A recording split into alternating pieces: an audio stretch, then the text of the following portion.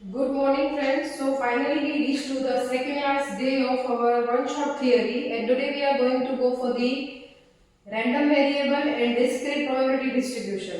अब इस चैप्टर को बेसिकली दो डिविजन्स में डिवाइड किया गया है. First is discrete probability distribution and second is binomial distribution.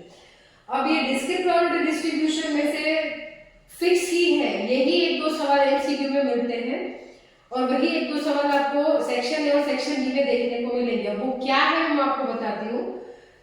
सबसे पहले देखिए दिया हुआ है रैंडम वेरिएबल. रैंडम वेरिएबल का डेफिनेशन क्या है, क्योंकि चैप्टर का नाम है तो हमें पता होना चाहिए that is what is random variable. अब रैंडम वेरिएबल वो होता है जब भी आप कोई एक्सपेरिमेंट करते हो तो उसके जितने भी आउटकम आपको आते हैं वो सब रियल नंबर में होते हैं, right. What ever outcome you get 2, 3, 4, 6, 36, 8 outcome, 16 outcome, तो वो सारे आउटकम रियल नंबर होते हैं. तो उसको एक फंक्शन के साथ कनेक्ट करना, एसोसिएट करना, उसको रैंडम वेरिएबल एक्स बोलते हैं. क्या लिखा है? A function associating outcomes of sample space with real number. It is a kind of a function, या फिर आप रूल भी बोल सकते हो. It is a rule associating outcomes of sample space. Sample space के सारे आउटकम्स को रियल नंबर के साथ एसोसिएट करना, मतलब वो random variable. Random variable is denoted bye x. Random variable को x से डिनोट किया जाता है. Repeat with me, what is random variable? A function or a rule associating outcomes of sample space with real number is known as random variable that is denoted by x. Now, अब जो मैंने बताया पूछा क्या जाता है, इसके two types हैं. First is discrete random variable and second is continuous random variable. उसके बारे में समझते हैं. ये नंबर भी इसमें भी रियल ही होंगे, बट दोनों में फर्क क्या होगा? डिस्क्रीट होता है जो अज्यूम करता है exact value from the real number R, और कंटिन्यूअस वो होता है जो दो इंटरवल्स के बीच में कोई भी वैल्यू अज्यूम कर सकता है. उसको कंटिन्यूअस रैंडम वेरिएबल बोला जाता है. अब मैं आपको एक एग्जांपल देती हूँ. मान लीजिए आपको कोई ऐसा पूछता है कि आप कितने भाई बहन हैं घर में, या कितने मेंबर्स हैं, तो how will you answer? 6, 4, 5, 2, right. अब ऐसा तो नहीं है भाई 3 बड़े हैं और एक बच्चा, तो आप 3.5 बोलेंगे, 3.5. No, we give the sure in the exact answer, right. In short, not in decimals, right. या फिर ऐसा पूछे number of mistakes in a page, तो पेज में मिस्टेक कितनी, प्रिंटिंग एरर्स कितनी है, 2, 3, 4, ऐसे ही आंसर बताएंगे. या फिर number of accidents in a day. Most timely point है, ध्यान रखिएगा, डिस्क्रीट रैंडम वेरिएबल का एग्जांपल एमसीक्यू में आएगा आएगा आएगा for sure, right. So that is discrete random variable which assumes finite value from set of real number R. यहाँ पे मैंने आपको एग्जांपल दिया हुआ है, देखिए. Example is number of children and mistakes in a page, या फिर आप ले सकते हैं number of accidents in a city. अब आता है continuous random variable. Continuous random variable वो होता है which assumes any value between two intervals. वो भी रियल ही होते हैं, बट वो डेसिमल्स में हो सकते हैं, जैसे कि हाइट है, वेट है, ब्लड प्रेशर है, टेम्परेचर है, ये सारे आते हैं कंटीन्यूअस. ये क्वेश्चन आईएमपी है. एक एमसीक्यू आएगा इसका, एक आएगा बाइनोमियल का, और इसमें यही आएगा, एग्जांपल पूछेंगे आपको, राइट. अब इस चैप्टर में फॉर्मूलाज कौन सी आती है? ये आती है. फॉर्मूला पूछ सकते हैं, बट इसके चांसेस सबसे ज्यादा है, right. Expected value of x को क्या बोला जाता है? E of x. उसको एक्सआईटीए भी बोला जाता है. फिर आता है वेरिएंस ऑफ एक्स, जिसको वी ऑफ एक्स बोला जाता है. उसकी ये formula xi square pi minus xi whole square. एक बार अंदर स्क्वायर लगाना है, एक बार ब्रैकेट के ऊपर लगाना है. ब्रैकेट के अंदर स्क्वायर होना मतलब ये एमसीक्यू में एक क्वेश्चन ऐसा था, e ऑफ x स्क्वायर, तो बच्चे मीन का स्क्वायर लगा देते हैं. नहीं, वो मीन का स्क्वायर नहीं है, वो xi स्क्वायर pi है. You know it very well how to find out xi square pi, right. Now इसकी कंडीशन क्या है? कौन से डिस्ट्रीब्यूशन को आप डिस्क्रीट प्रोबेबिलिटी डिस्ट्रीब्यूशन बोल सकते हो? उसकी दो कंडीशन है. कंडीशन नंबर 1, आपका x का प्रोबेबिलिटी 0 से बड़ा होना चाहिए. जैसे कि आपको याद होगा, आप ऐसे x और p ऑफ x लगाते हो तो ये यहाँ पे x होता है, उसके सामने उसका कॉरेस्पॉन्डिंग होता है प्रोबेबिलिटी. ये प्रोबेबिलिटी सारी 0 से बड़ी होनी चाहिए और इसका टोटल 1 आना चाहिए. अगर ये दो कंडीशन फुलफिल हो रही है तभी आप अपने डिस्ट्रीब्यूशन को डिस्क्रीट प्रोबेबिलिटी डिस्ट्रीब्यूशन बोल सकते हैं, अदरवाइज नॉट. अगर पेपर टफ हुआ इस बार, क्योंकि होगा नहीं, अगर हुआ तो ये क्वेश्चन मत भूलिएगा.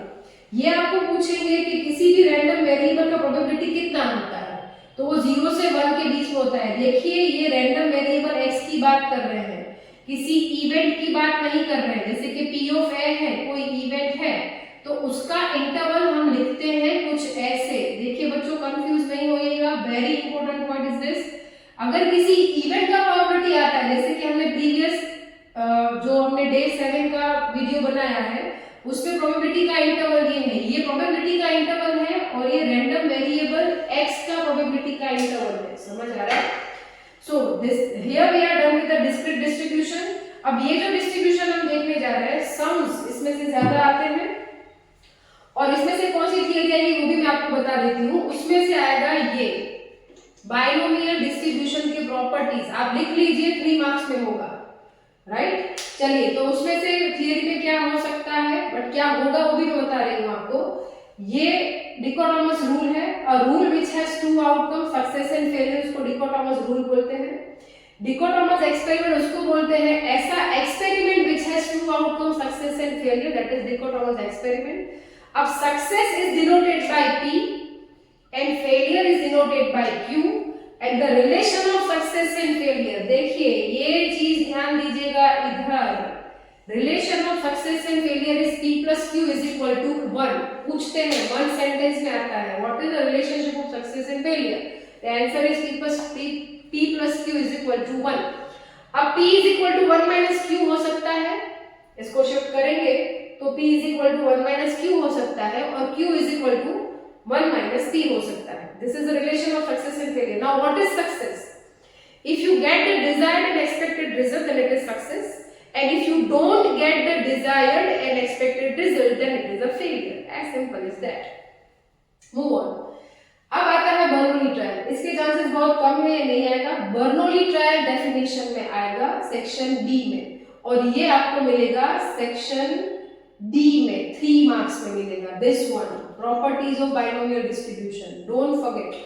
चलिए बर्नौली ट्रायल क्या होता है? बर्नौली ट्रायल को हम डिनोट करते हैं n से। किससे डिनोट किया जाता है? इसको n से डिनोट किया जाता है। An experiment is repeated n times, आपको एक एक्सपेरिमेंट को n टाइम्स रिपीट करना है, 2 बार, 3 बार, 4 बार, 5 बार।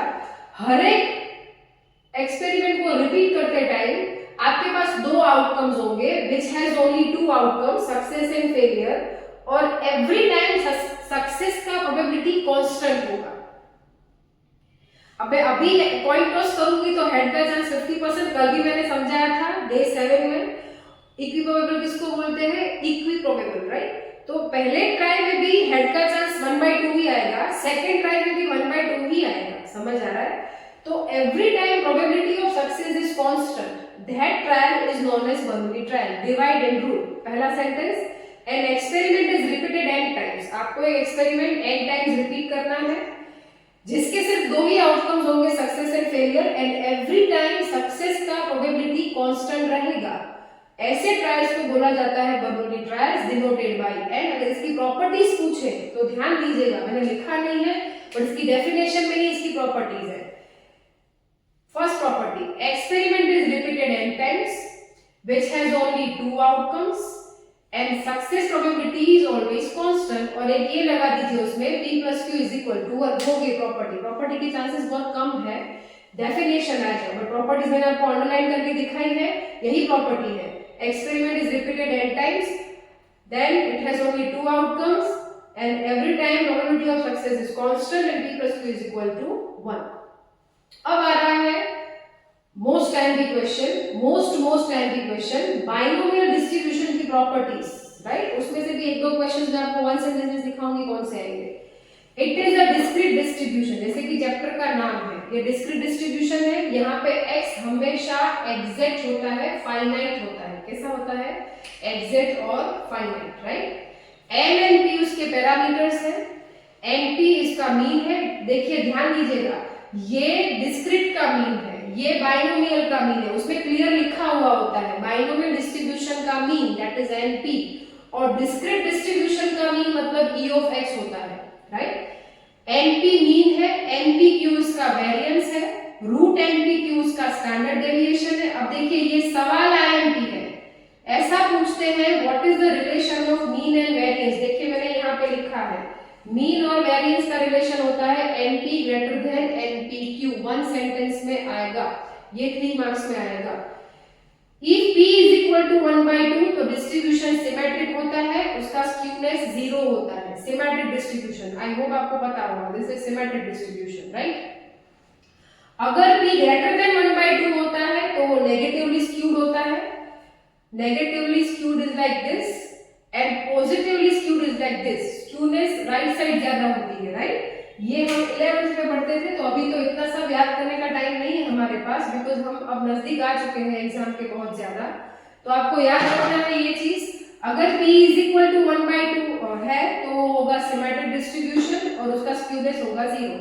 अगर वो ग्रेटर देन 1/2 है तो वो नेगेटिवली स्क्यूड है, अगर वो लेस देन 1/2 है तो वो पॉजिटिवली स्क्यूड है, राइट। और बाकी जो मैंने इंपॉर्टेंट पॉइंट्स यहाँ पे लिखे हैं ये भी इंपॉर्टेंट है, ये तो खास, और ये बाइनोमियल डिस्ट्रीब्यूशन के प्रॉपर्टीज नहीं भूलिएगा।